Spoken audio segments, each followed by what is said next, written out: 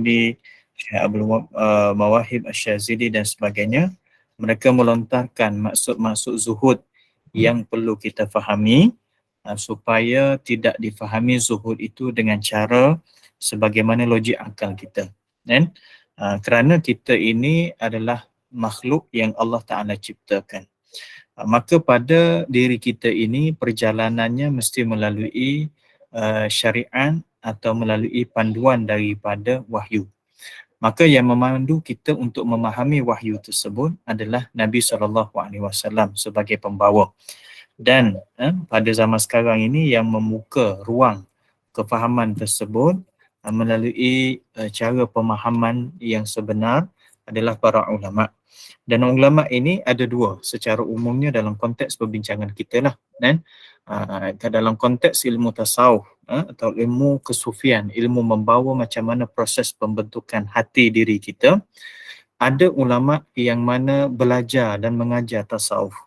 Dan dia sekadar belajar dan dia mengajar balik benda tersebut. Dan ini bagus. Kenapa? Kerana dia tahu apakah teori-teori, konsep-konsep berkaitan dengan proses penyucian ataupun pembentukan hati mengikut daripada apa yang diinginkan dalam syariat kita. Yang kedua, ulama yang dikatakan ulama yang beramal dengan tasawuf itu sendiri.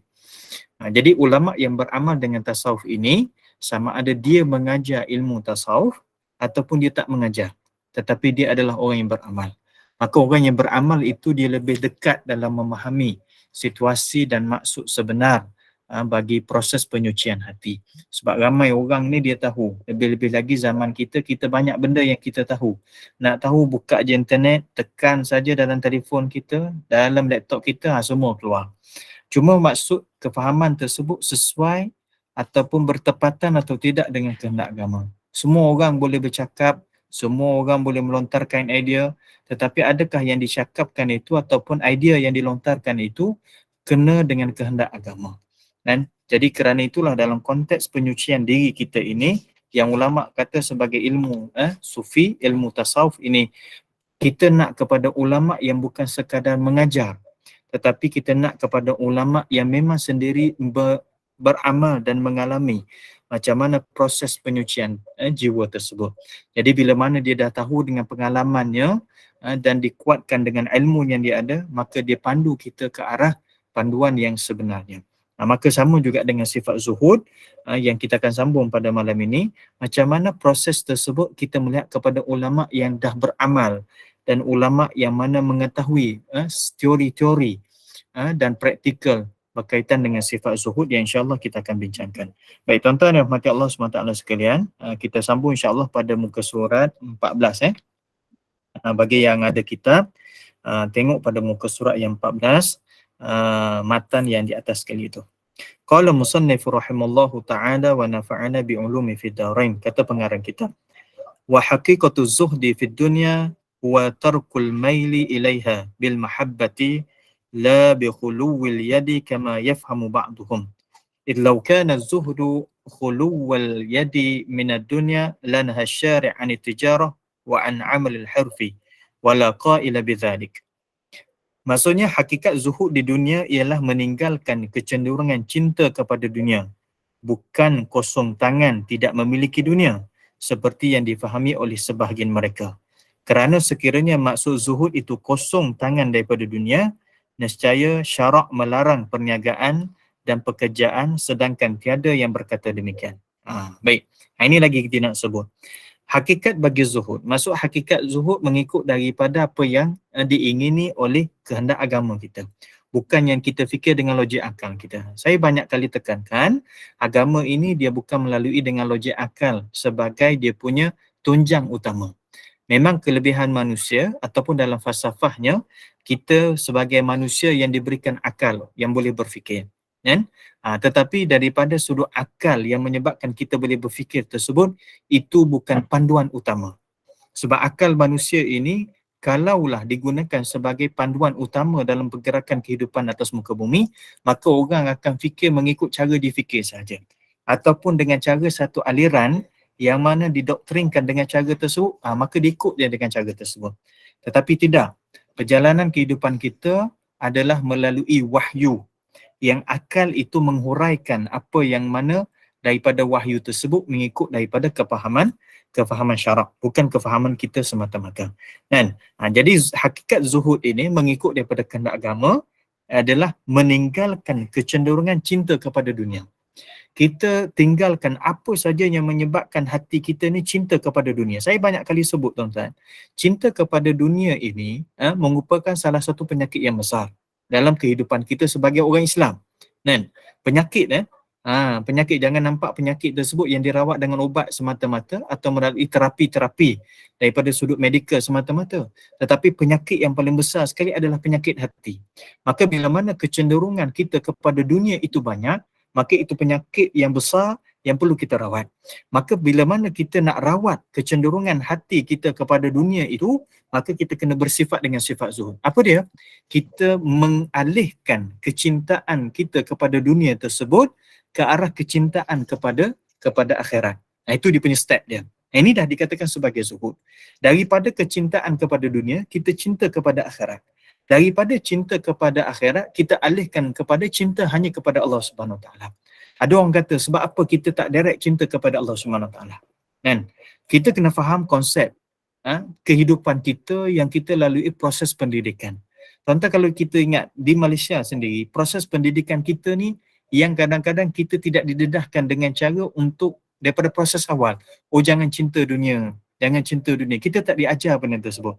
Tapi bila mana sampai satu peringkat, umur masing-masing, ada orang yang baru jumpa ketika mana umur 20-an.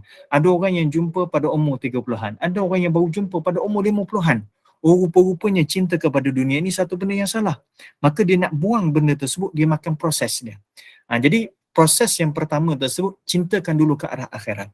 Bila mana kita cinta ke arah akhirat, maka barulah kita cenderungkan kecintaan kita hanya kepada Allah Subhanahu Wa Taala. Sebab apa saya kata macam tu? Kerana Allah Taala sebut dalam Quran. Kan? Allah Taala sebut dalam Quran. Sebagaimana kita buat sesuatu perkara amal soleh, maka Allah Subhanahu Wa Taala akan ganjari kita dengan syurga. Jadi syurga itu adalah kehidupan di akhirat. Maka kita nak kepada kehidupan akhirat. Kita nak kepada kehidupan akhirat. Jadi apa saja yang kita buat atas muka bumi ini, kita tidak menaruh kepada cinta yang besar, melainkan kita cinta untuk menggapai ke akhirat sana. Baik, bila mana kita dah rasa benda tersebut, maka kita akan naik satu proses lagi.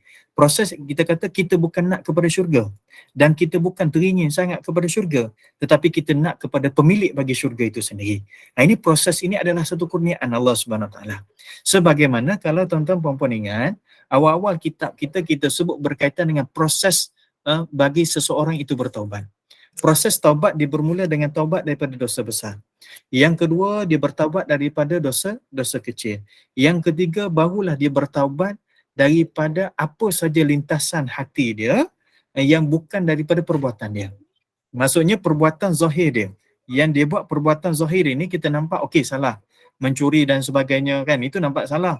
Menyakitkan hati orang, menulis benda-benda yang boleh menekatkan hati orang dan sebagainya, itu salah. Kan? Tetapi daripada sudut proses menyucikan hati dia, dia kata bahawa dia salah dia buruk sangka pada orang, dia hasad pada orang, benda tersebut merupakan satu perkara yang perlu dia bertaubat. Maka sama dengan proses zuhud. Proses zuhud tersebut proses yang mana dia mengalihkan cinta kepada dunia, daripada cinta kepada dunia, alihkan kepada cinta kepada akhirat dan naik kepada cinta kepada Allah Subhanahu Wa Taala. Maka itu dikatakan sebagai hakikat zuhud. Bukannya kita kosongkan tangan kita daripada memiliki dunia sebagaimana yang difahami oleh sebahagian mereka. Kata pengarang kitab. Bukannya kita kata kita buang semua apa yang kita miliki daripada semua harta kita. Itu salah. Kan? Sebab apa? Sebab kalau kita tengok dalam kehidupan Rasulullah SAW, Nabi sendiri berniaga. Dan Nabi sendiri ajar kepada sahabat macam mana perniagaan. Dan sahabat itu dia ajar macam mana cara untuk menghasilkan suatu perniagaan yang menguntungkan. Dan Allah Subhanahu Wa Taala sendiri sebut berkaitan dengan berniaga. Allah Taala sendiri sebut berkaitan dengan perniagaan. Dan cuma Allah Subhanahu Wa Taala ajar kepada kita jangan sampai perniagaan dan apa sahaja itu menyebabkan kita ini lalai daripada zikrillah, daripada zikrullah, iaitu mengingat pada Allah Ta'ala. Kalau macam tu perniagaan saja, kalau bekerja pejabat, bekerja selain berniaga macam mana? Sama. Kenapa? Cuba tengok.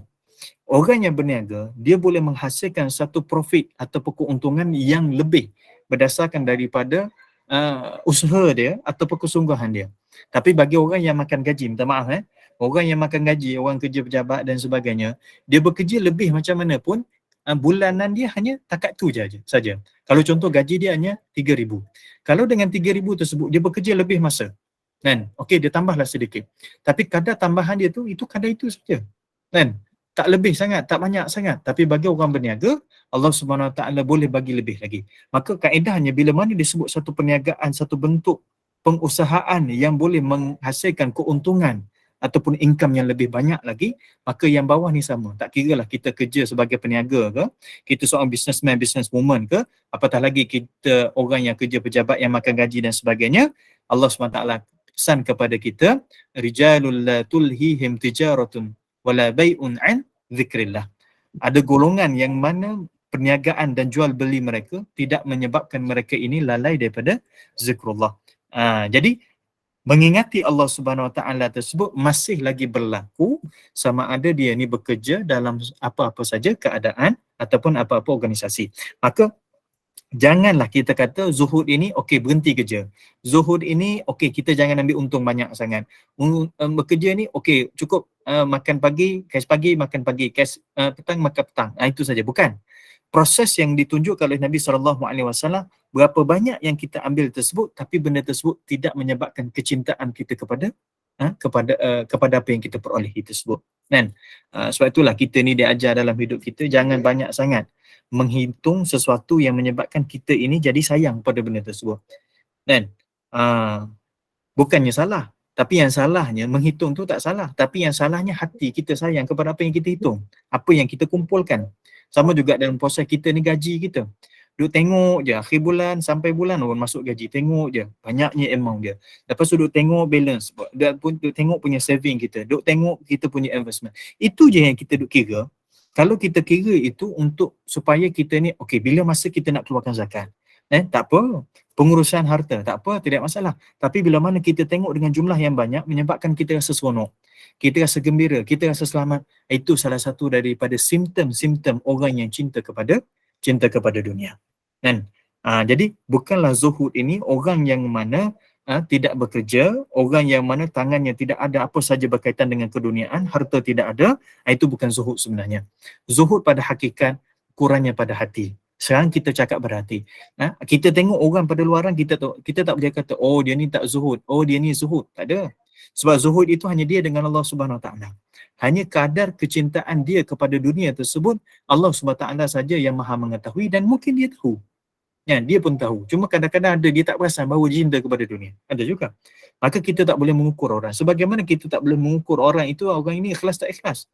Walaupun dia kata bahawa oh saya ikhlas, saya tak ikhlas, sampai orang keluarkan satu formula, kan? Sindiran dia kata kalau orang tu dia kata ikhlas, bermakna dia tak ikhlas tu, kan? Macam mana kita nak ukur benda tersebut sedangkan ikhlas ada benda dalaman? Sama juga dengan zuhud. Kita tak boleh kata orang tu tak zuhud. Orang ni zuhud sebab zuhud itu hanya dia dengan Allah Subhanahu Wa Taala. Baik. Kerana sekiranya maksud zuhud itu kosong tangan daripada dunia, nescaya syarak melarang perniagaan dan pekerjaan, sedangkan tiada yang berkata demikian. Sedangkan syarak ini tak halang kita untuk bekerja, tak halang kita daripada berniaga dan seumpama dengannya untuk penghasilan. Kan? Bahkan Nabi SAW berpesan, bagi tahu kepada kita, seorang suami yang mana keluar pagi, balik petang dan sebagainya untuk mencari nafkah dan setiap daripada peluh yang mengalir tersebut merupakan satu sedekah dan diganjari oleh Allah Subhanahu Wa Taala. Nabi pun sebut dari proses kita mendapatkan nafkah tersebut adalah kita bekerja dan sebagainya. Jadi jangan sampai kita tak bekerja langsung, kan? Jangan sampai kita tak kumpul harta langsung, kan? Tadi kata tak boleh kumpul harta boleh. Yang masalah jangan sampai sayang kepada benda tersebut, kan? Nabi pun sebut dalam satu hadis, lebih baik kamu meninggalkan harta kamu kepada anak-anak ataupun zuriat keturunan kamu bila mana kamu meninggal, daripada bila mana kamu meninggal mereka itu akan meminta-minta. Maksud kita mengumpul harta juga, kan? Betul, sama. Tapi janganlah harta tersebut memegang hati kita sampai kita terlalu sayang kepada harta tersebut, kan? Ukurlah diri masing-masing, kan? Kita sendiri tahu kita kadar cinta kepada dunia takat mana. Semua orang ada, tak boleh menipu, kan? Saya, tuan-tuan, puan-puan, semua ada cinta kepada dunia. Cuma macam mana kita proses kita nak buang ataupun kita nak asuh hati kita daripada cinta yang banyak kepada dunia tersebut dikurangkan sedikit demi sedikit. Baik. Kata pengarang kitab lagi. Wa innama darrajal jumhurus sahabati wa tabi'in an khuluwil yadi min ad-dunya liyaqtadiya bihimul mahjubuna an musyahadatil akabir. Jumhur para sahabat, maksudnya kebanyakan para sahabat dan para tabi'in beransur-ansur mengosongkan tangan daripada dunia supaya golongan yang terhijab daripada melihat pembesar-pembesar awliya dapat mengikut mereka. Ada daripada kalangan para sahabat, bukan ada, memang kebanyakan para sahabat dan juga kebanyakan para tabi'in, mereka ini cuba mengurangkan harta yang ada pada diri mereka. Okey, ini dah sampai satu proses satu proses yang mana mereka ini tak lagi bergantung kepada harta atau dunia yang mereka miliki. Beza dengan kita. Kan? Saya banyak bagi perumpamaan yang sama supaya masuk dalam hati kita, kita faham kita ni banyak bergantung kepada dunia. Minta maaf tuan-tuan, ini hakikat. Walaupun kadang-kadang mulut kita menafi tapi hati mengiyakan dia. Dan kadang-kadang perbuatan kita mengiyakan walaupun mulut menafikan. Sebagai contoh, seumpama kita bila mana kita nak musafir, dalam beg duit kita ada RM20, ada RM50 lah kita kata. Berbanding dengan kita musafir dengan beg duit kita adanya RM100 ataupun RM200. Daripada sudut kita rasa tenang, mesti duit yang banyak. Kan? Kita kata, okey Ustaz, memanglah kita nak kena logik dan sebagainya. Nampak tak? Cara kita bercakap itu sendiri menunjukkan bahawa kita kurang bergantung pada Allah SWT. Oh, kalau macam tu tak bawa duit langsung. Ini cakap orang yang cuba menafikan dia perlu bersifat dengan sifat zuhud. Kan? Pernah tak satu ketika kita ini memang tak ada makanan, kita lapar, tiba-tiba orang belanja kita. Kan? Tanpa kita minta, tanpa kita aturkan benda tersebut. Kerana peraturan Allah Ta'ala dah aturkan benda tersebut. Sama juga kebergantungan kita kepada dunia sebab kita dah diasuh daripada awal. Sebagaimana sifat sabar dan sifat pemarah kita. Kan? Ada masalah sedikit, kadang-kadang kita ini berlaku dalam rumah kita, kan? Kita tak ajar kepada anak kita, okey sabarlah benda tersebut. Jarang-jarang ajar sabar, tapi dalam banyak keadaan yang ajar sabar tu kurang. Contoh anak bergaduh, balik rumah dia bergaduh dengan kawan dia balik rumah dia cerita kat mak ayah. Apa kan kita pesan kepada anak kita? Kan? Kadang-kadang ada, saya tak tuju pasal apa-apa, kadang-kadang kita kata, kenapa tak balas balik? Dia kan kecil je, ajarlah sedikit. Salah tu. Sebabnya kita sabarlah, tak apa, sabar insya-Allah. Kan? Sekurang-kurangnya kita kata okey nanti bagi tahu cikgu tapi sabar. Dan maafkan dia. Mungkin dia tak tahu, dia tak pandai dan sebagainya. Kan? Jadi kita tak diajar daripada awal lagi cara untuk proses tersebut. Maka sama juga proses kebergantungan kita kepada Allah Ta'ala kurang. Kerana apa? Kerana kita telah terdidik bergantung kepada dunia. Maka sama juga dengan sahabat ini. Sahabat ini dia telah melalui proses kebergantungan kepada dunia ketika mana Nabi SAW tidak sampai dan Nabi SAW tidak bawa Islam sebagai agama yang baru dalam hidup mereka. Tapi bila mana mereka menerima Islam, okey Nabi ajar. Bila mana Nabi ajar, kebergantungan mereka kepada dunia itu makin lama makin kurang. Ingat tak cerita atau peperangan Hunain? Buka balik sejarah. Cuba tengok dalam peperangan Hunain. Peperangan Hunain ni satu peperangan yang Nabi yang para sahabat ini ditegur oleh Allah Ta'ala. Ditegur oleh Allah SWT kerana mereka merasakan mereka ini kuat. Masa tu, biasa dalam proses peperangan, orang Islam lebih sedikit daripada orang yang bukan Islam. Kadang-kadang jumlahnya adalah 2 kali ganda. Bahkan lebih daripada benda tersebut. Tapi dalam peperangan Hunain tersebut, ada ulama mengatakan jumlahnya sama. Bila mana jumlah sama, kekuatan itu ada. Kalaulah yang ramai kita dah boleh lawan, apatah lagi yang sama, apatah lagi yang kurang. Tak peliklah benda tersebut. Yang ramai pun kita boleh menang. Jadi perasaan tersebut ada. Kebergantungan kepada apa? Kebergantungannya adalah kepada bilangan. Maka Allah Subhanahu Wa Taala pesan. Bila mana dipesan benda tersebut, dengan cara macam mana? Satu ketika mereka dalam perjalanan dan menuju pada peperangan tersebut, mereka lalu di antara celah bukit-bukit. Ada satu laluan laluan di antara bukit dengan bukit, tiba-tiba musuh keluar. Musuh keluar daripada celah-celah bukit tanpa disedari. Mereka kaget, tak tahu macam mana. Jadi di situlah menyebabkan adanya yang diserang dalam keadaan yang tidak disangka-sangka, persiapannya tak ada. Jadi di sinilah teguran Allah Subhanahu Wa Taala kepada golongan sahabat ketika itu. Kenapa? Kebergantungan kepada bilangan. Bilangan apa? Bilangan mereka itu sendiri, iaitu diri di mereka sendiri, bukannya kebergantungan kepada Allah Subhanahu Wa Taala. Salah tak? Pada hukumnya tak salah, tetapi pada hakikat tauhid kita itu satu benda yang salah. Kan? Maka sebab itulah kalau kita tengok dalam peperangan Badar contoh. Dalam peperangan Badar, jumlah memang tak ramai. Tetapi macam mana Nabi menzahirkan? Nabi zahirkan supaya nampak pergantungan itu adalah pergantungan kepada Allah SWT. Dalam sirah kata 313, ada yang mengatakan 314. Bilangan para sahabat ketika itu. Tapi bila mana Nabi SAW dia berdoa dengan tempoh-tempoh yang lama itu, sampaikan sahabat itu antaranya Abu Bakar dengan Umar kata, ya Rasulullah cukuplah. Kenapa? Kesian sangat tengok kepada Rasulullah yang berdoa itu seumpama dengan lama sangat. Kan? Lama sangat. Takkanlah Allah SWT takkan tolong Rasulullah. Takkanlah Allah Ta'ala takkan tolong Islam. Tetapi Nabi nak tunjuk kepada kita, pergantungan kamu adalah pergantungan kepada Allah Subhanahu Wa Ta'ala. Maka sama dengan isu kita dah bincang sekarang. Jumhur kebanyakan majoriti daripada para sahabat dan para tabi'in yang telah melalui proses tarbiyah, mereka cuba buang benda tersebut. Iaitu cuba mengosongkan sedikit demi sedikit harta yang mereka miliki pada tangan. Saya pernah bawa cerita macam mana sahabat itu mati dalam keadaan betul-betul miskin. Berapa ramai sahabat yang ketika mana mereka meninggal, mereka tak ada harta. Kan? Bahkan sahabat yang mana masih lagi ada harta, mereka bimbang. Kerana apa? Salah satunya bimbang benda tersebut masih lagi memegang kecintaannya kepada harta tersebut. Antaranya Khabbab. Sahabat nama Khabbab. Khabbab ini Khabbab Ibn al-Arat. Khabbab Ibn al-Arat ini salah seorang daripada sahabat yang masuk Islam ketika mana dia masih hamba lagi. Miskin. Hamba ni orang miskin. Tapi bila mana kewafatan Rasulullah SAW, dia masih hidup lagi, umur dia panjang lagi, kan? Sampailah satu ketika, ketika mana hujung umur dia menangis dekat-dekat nak mati. Orang tanya, wahai Khabbab, kenapa kamu menangis? Aku menangis kerana harta yang aku sediakan kepada golongan fakir miskin, orang yang berhajat, masih lagi belum habis. Kan? Ada riwayat mengatakan 80,000 dinar ataupun dirham macam itulah. Masih banyak lagi. Kan? Harta itu cuba dikosongkan dalam kehidupan mereka. Kan? Maka tabi'in pun mengalami proses yang sama kerana sahabat ditarbiah oleh Rasulullah. Tabi'in ditarbiah oleh para sahabat. Buang sedikit dan sedikit. Dan ini juga supaya menjadi tauladan kepada, istilah kat sini dia panggil pembesar-pembesar awliya. Pembesar-pembesar daripada kalangan kekasih-kekasih Allah, wali-wali Allah. Supaya mereka itu dapat ambil pedoman dan tahu cara macam mana untuk bersifat dengan sifat zuhud. Salah satu kita buang sedikit demi sedikit. Istilah buang tu kurangkan apa yang kita miliki tersebut. Dengan cara macam mana? Bukan buang harta kita. Kurangkan dengan cara kita sedekah, banyak bagi hibah, banyak kita hadiahkan kepada orang, kita wakafkan.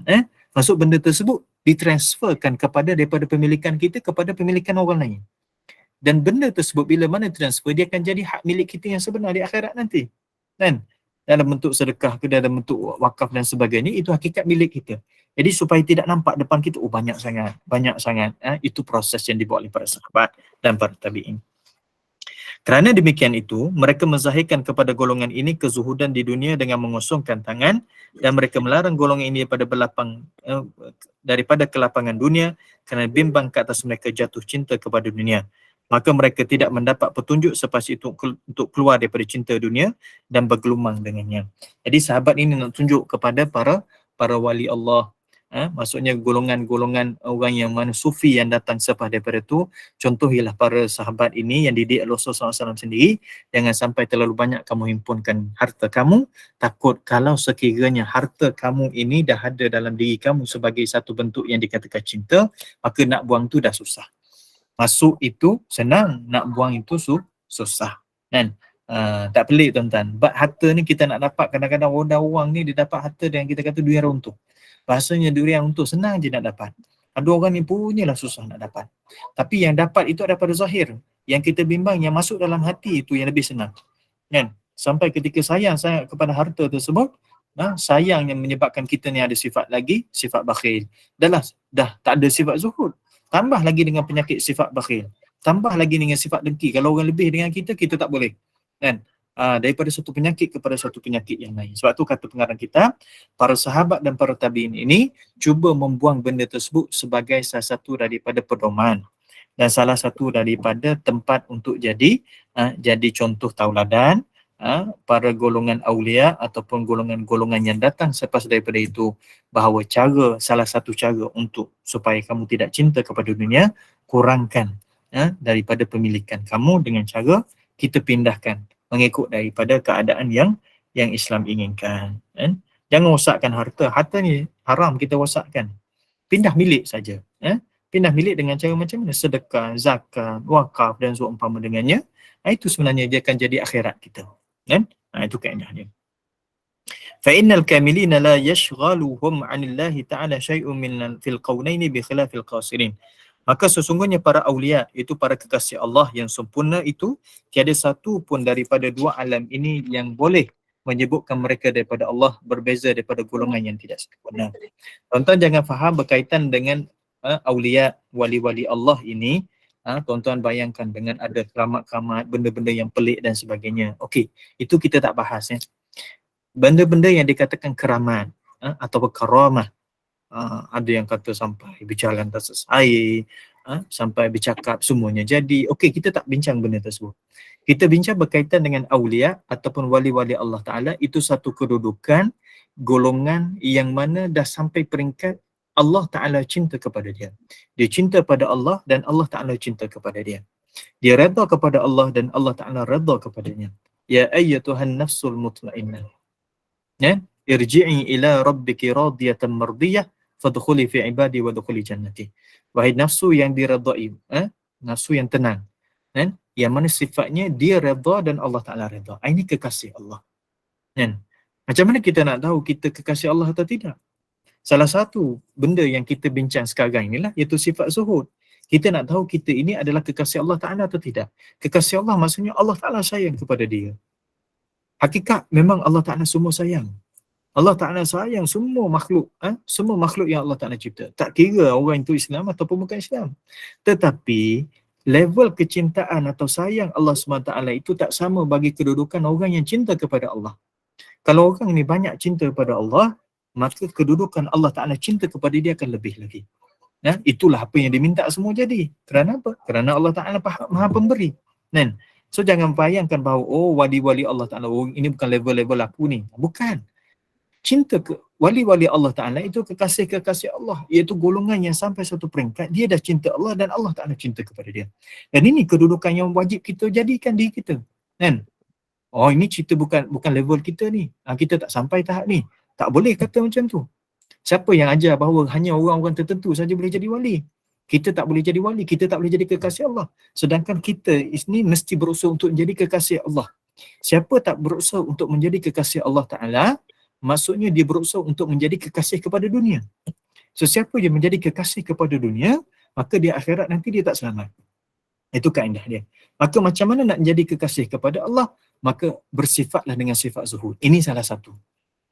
Ini salah satunya. Maksud tidak ada pergantungannya kepada kecintaan kepada dunia, melainkan kebergantungannya hanya kepada Allah Subhanahu Wa Taala. Dan sikit saya nak sebut lagi berkaitan dengan kasih supaya kita tak silap faham. Dan memanglah dalam konteks wali-wali Allah Taala dia ada martabat yang pelbagai dan sebagainya.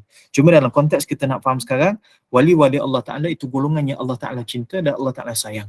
Dia sayang pada Allah, dia cinta pada Allah dan Allah Taala cinta dan sayang kepada dia. Baik, pada zaman Sayyidina Imam, pada zaman Allah SWT Muhammad, Nabi Musa AS.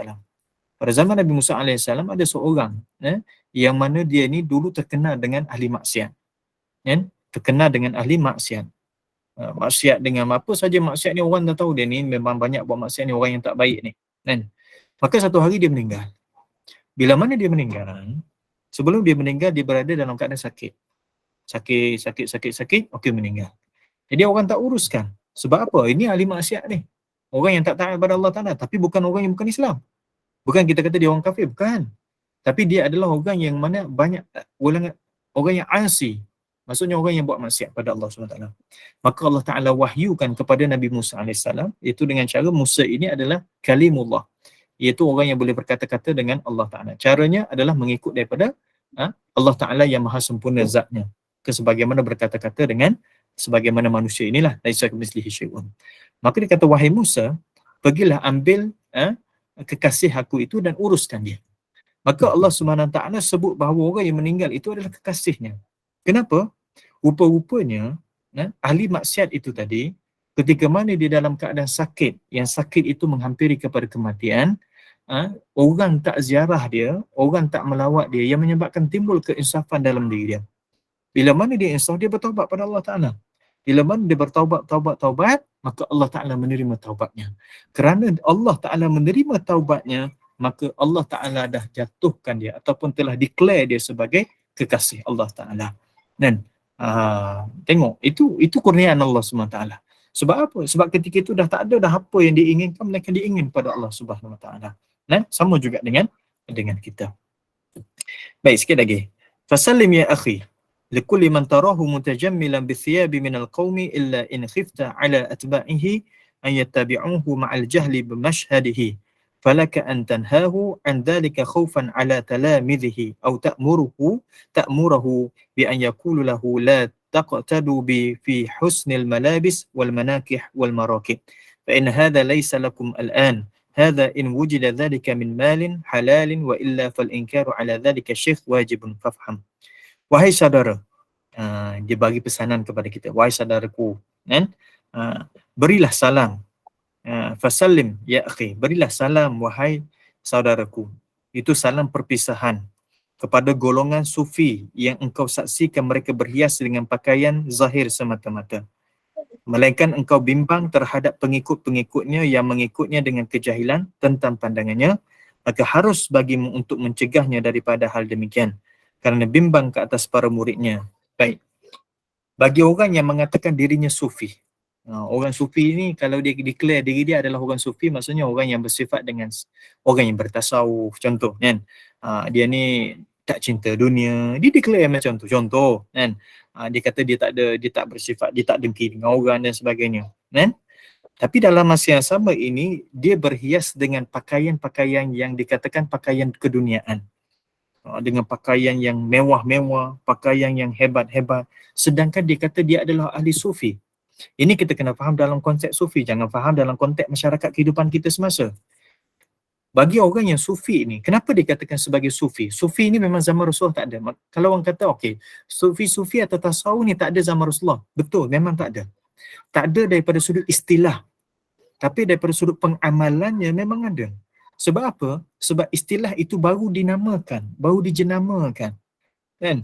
Nabi tak menamakan, okey ini tasawuf, ilmu tasawuf, ini ilmu hadis, ini ilmu tafsir. Tak ada. Zaman Rasulullah memang tak ada. Penjenamaan itu wujud pada zaman para ulama itu berkembang. Dia punya proses penulisan dan penyebaran ilmu. Kan? Zaman sahabat pun tak ada. Maka samalah dengan istilah sufi. Penjenamaan itu tak ada, tapi pengamalan itu memang dah ada. Supaya bila mana diletakkan satu penjenamaan, supaya kita faham, okey, kita bahas cerita ni, kita fokus kepada benda itu saja. Nabi bersifat dengan sifat sufi. Kan? Contoh, cara pemakaian Rasulullah. Kan? Rasulullah ini dia tidak berpakaian dengan pakaian terlalu mewah. Walaupun dia adalah pemimpin yang terbesar sekali dalam pemerintahan negara. Dan dia adalah pemimpin yang paling nombor satu. Dia adalah qadhi, dia adalah segala-galanya. Tapi pakaian dia adalah pakaian yang biasa-biasa. Kenapa? Kerana itu menunjukkan Nabi ini bersifat dengan sifat sufi, bukan sekadar dalaman sahaja, tapi sufi daripada sudut yang zahirnya. Maka orang pertikaikan, kan pernah Nabi SAW pakai pakaian yang mewah? Betul, Nabi pernah pakai pakaian yang mewah bila mana orang hadiahkan kepada dia. Kan? Lepas tu Nabi akan hadiahkan balik kepada orang lain. Kan? Nabi pakai kenapa? Kerana menghormati dan menghargai apa yang orang bagi tersebut. Tapi tidak menjadi satu pakaian harian Nabi SAW. Dan kalau menjadi pakaian harian kita, berhias dengan pakaian cantik, sedangkan kita mengaku kita ni orang yang belajar tasawuf, kita nak jadi orang sufi, bukan tak nak cinta kepada dunia dan sebagainya, maka kena tegur. Kan? Sebab apa? Kadang-kadang dengan perhiasan tersebut menyebabkan adanya cinta kita kepada dunia. Satu. Yang kedua, bimbang dengan pengikut-pengikut kita. Lebih-lebih lagi kalau kita ni ada pengikut sendiri. Bila mana kita buat dengan benda tersebut, okey, anak-anak murid kita, pengikut-pengikut kita akan buat macam tu. Kan? Sedangkan dia buat itu di atas dasar dia orang tak tahu. Sama juga dengan mak ayah. Kan? Mak ayah ni dia kena, kita sebagai mak ayah, tuan-tuan puan-puan, lebih mengetahui dan lebih berpengalaman. Kadang-kadang pasal tak ada waktu yang kita sembahyang lewat. Mungkin kerana ada urusan. Ibu-ibu yang duduk di dapur, masak sampai 2:30 baru siap. Lepas tu masuk tandas, mandi-mandi dan sebagainya, pukul 3 baru sembahyang zuhur. Kan? Jangan jadikan amalan. Jangan jadikan amalan. Tapi kalau anak itu berhati, kita kena pesan kepada anak. Kata mak sibuk, mak tak sempat nak sembahyang awal waktu. Kan? Tapi jangan kata saja, kadang-kadang kena buat. Maksudnya kita kena jelaskan. Kita ni dalam keluarga, mak ayah itu sebagai tempat yang menjadi suluhan anak-anak. Maka macam mana kalau seorang itu dikatakan sebagai guru dan dia ada anak murid sendiri, dia dah tempat suluhan bagi anak murid dia.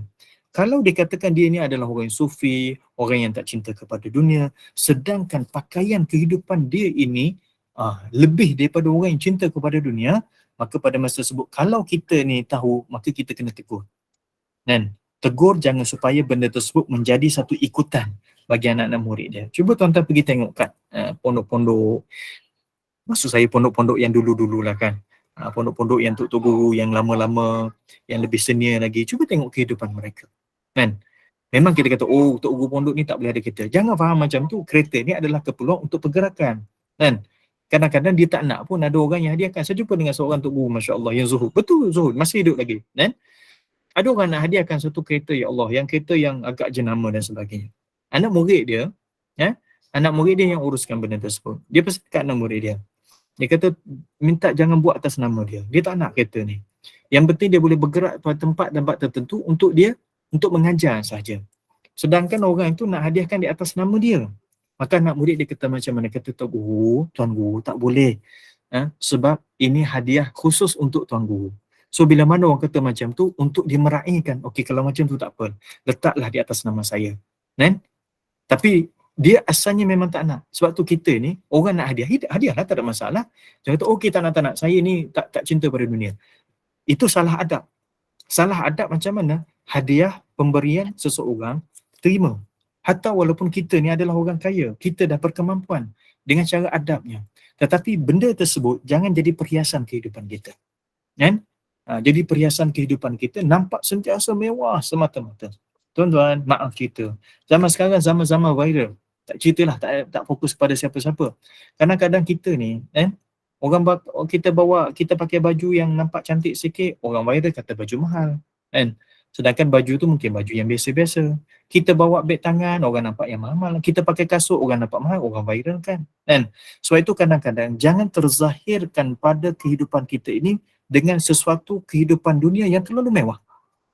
Jangan terlalu biasa dengan benda tersebut. Oh kalau macam tu saya ada kereta mahal, saya jual lah Ustaz. Tak ada, pakailah sebab itu Allah Ta'ala bagi kepada kamu. Kamu ada kemampuan. Dan kita pakai itu untuk keselesaan kita. Tapi jangan sampai benda tersebut jatuh dalam hati kita. Kan?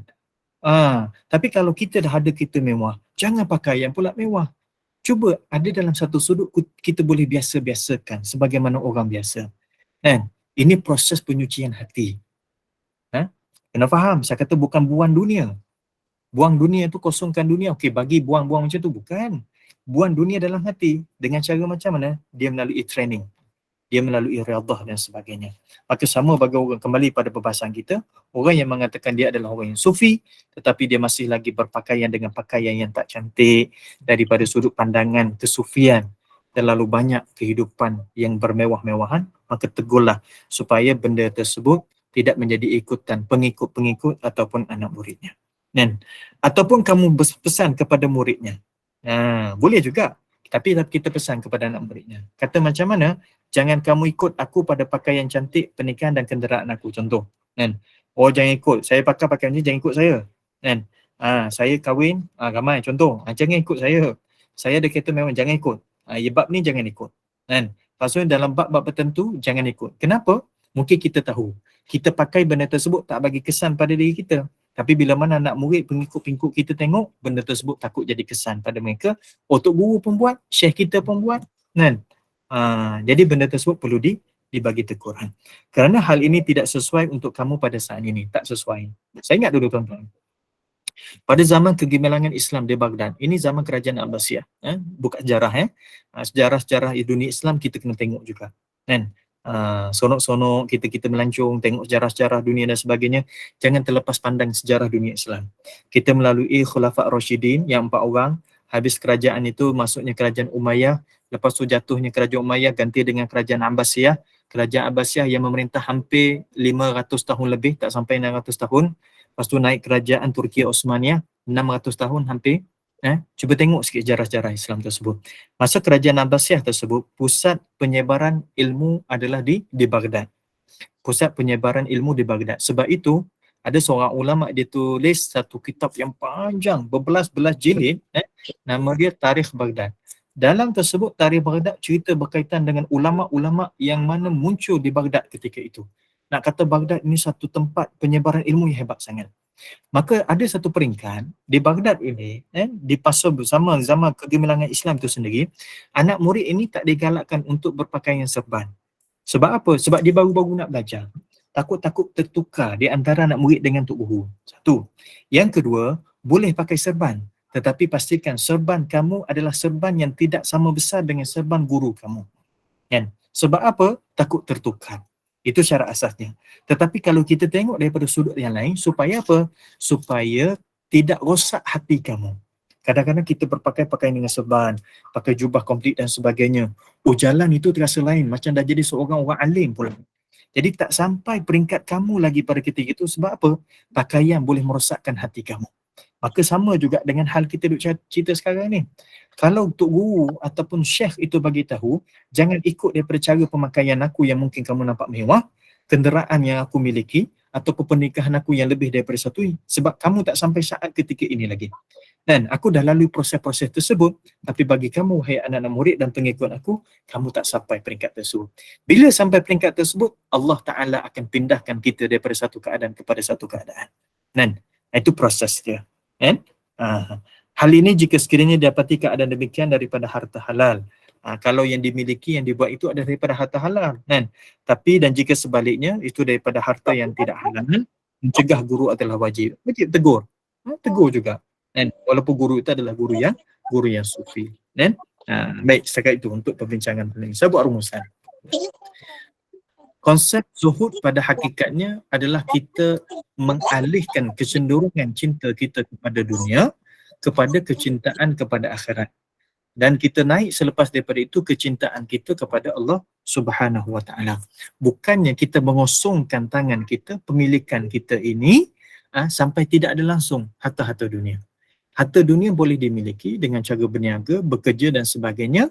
Yang penting benda tersebut halal dan benda tersebut tidak mengalihkan cinta kita daripada cinta kepada Allah kepada cinta kepada daripada cinta kita kepada Allah Ta'ala ini dialihkan kepada kita cinta kepada dunia. Itu tak nak. Tapi kalaulah benda tersebut kita dapat mengalihkan daripada cinta dunia kepada cinta Allah, itu tidak ada masalah. Makin orang itu ada harta, dia menggunakan harta itu menyebabkan untuk dicinta pada Allah, itu bagus, tidak ada masalah. Dan yang kedua, majoriti para sahabat dan para tabi'in ini mereka cuba dalam proses dia kita panggil training. Tarbiyah mereka buang sedikit demi sedikit dia punya harta yang mereka miliki supaya apa? Supaya itu adalah satu jalanan untuk mengajar hati mereka tidak terlalu cinta kepada dunia. Sebab itulah kadang-kadang kalau kita ni Allah Ta'ala tarik wasakkan suatu benda, harta kita dan sebagainya, syukur pada Allah Ta'ala. Betul kita kata inna lillahi wa inna ilaihi raji'un. Lepas tu tambah dengan doa Allahumma ajurni fi musibati wa akhlif li khairan minha. Tapi sebutlah juga dalam masa sama alhamdulillah. Kenapa? Kerana Allah Ta'ala tarik benda tersebut, mungkin benda tersebut melalaikan kita daripada zikrullah. Dan saya tutup dengan satu kisah. Pernah terjadi pada zaman ulama salafus salih. Seorang lelaki yang betul taat pada Allah Ta'ala, orang yang cinta kepada Allah Subhanahu Wa Ta'ala, dia berkahwin. Bila mana dia berkahwin, sayang kepada pasangan dia, tapi tidak memutuskan hubungannya dengan Allah Subhanahu Wa Ta'ala. Tetapi disebabkan lama sangat berkahwin, tak ada anak, ini adalah ujian seseorang. Dan dia pun pernah diuji. Ini seorang al-abid, orang ahli ibadat pada zaman salafus salih. Sampai satu tempoh yang lama, dia dapat anak. Masya Allah. Bayangkan tuan-tuan, kalau berkahwin dengan tempoh yang lama, terus dapat anak, lepas tu dapat anak, macam mana perasaan dia ketika itu? Seronok punya seronok, dan menyebabkan duk main dengan anak, dan permanja-manjaan dengan anak sebagainya, yang menyebabkan dia terlalai sedikit daripada kehidupan dia dengan ibadat pada Allah Subhanahu Wa Taala. Banyak sayang sangat kepada anak itu. Itu ujian satu Allah Ta'ala bagi. Maka suatu hari ditakdirkan anak dia meninggal. Anak dia meninggal kerana ada kecelakaan. Bila mana mendaku kecelakaan tersebut antara perkara Yang kata innalillahi wa inna ilaihi raji'un dan sedih dan sebagainya itu memang ada. Tapi antara yang keluar daripada mulutnya dia kata alhamdulillah. Segala puji pada Allah Ta'ala. Kenapa? Ya Allah, kamu bagi pinjam benda tersebut dan kamu tarik balik. Ketika mana kamu bagi pinjam tersebut kepada aku lalai dan terpaling daripada cinta kepada kamu. Aku cinta kepada anakku, itu cinta kepada dunia yang kamu bagi pada aku. Kan? Tetapi Allah Ta'ala tarik balik supaya dia cinta kepada Allah Subhanahu Wa Ta'ala. Cara Allah Ta'ala tarik cinta tersebut adalah tak sama. Ada orangnya cara macam ni, ada orangnya macam ni. Kan? Jadi itulah. Mudah-mudahan sampai satu ketika Allah Ta'ala pindahkan hati kita daripada banyak sangat duk cinta kepada dunia ini kepada cinta kepada akhirat, insya-Allah. Jadi saya mohon maaf tuan-tuan, mungkin dengan bahasa contohnya tak sesuai dan saya minta maaf. Malam ni mungkin tak dapat buka soalan sebab ada urusan yang perlu saya selesaikan. Jadi wallahu a'lam. Terima kasih, saya kembali kepada moderator. Wallahu a'lam. Terima kasih Ustaz. Memandangkan Ustaz ada nak cepat ada urusan lain, kita buka soalan pada hari lain. Saya pun seperti jemaah lain insya-Allah telah faham dengan apa yang Ustaz terangkan pada malam ini. Syukur alhamdulillah. Semoga kita semua akan bersifat zuhud. Kita bukannya buang dunia, tetapi sedikit demi sedikit kita melalui proses untuk mendapatkan sifat zuhud. InsyaAllah kita akan bertemu lagi dalam kuliah Isyak selepas ini bersama Yang Amat Arif Datuk Abbas.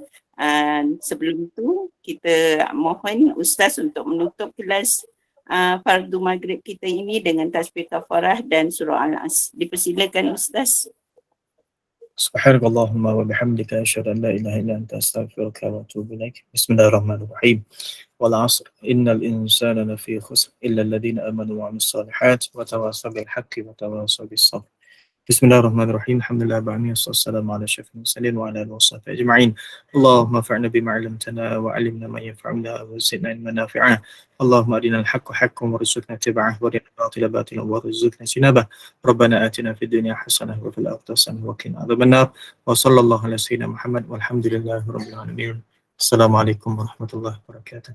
Terima kasih semua. Waalaikumsalam. Terima kasih Ustaz atas doa. Waalaikumsalam warahmatullahi wabarakatuh. Terima kasih semua jemaah. Alhamdulillah. Alhamdulillah. Jumpa lagi kuliah Isyak 9 subuh. Assalamualaikum. Terima kasih Ustaz. Istighfar dulu. Terima kasih. Alhamdulillah. Assalamualaikum. Sama Ustaz. Assalamualaikum. Waalaikumsalam. Terima kasih. Ustaz dah keluar. Jumpa lagi kuliah Isyak 9 suku. Okey, terima kasih. Assalamualaikum. Jumpa lagi. Semaya dulu. Ya, solat dulu. Makan dulu. Atas semaya dulu. Solat Isyak. Terima kasih. Okey, solat Isyak duduk dulu. Sama Salam. Rukiah. semua.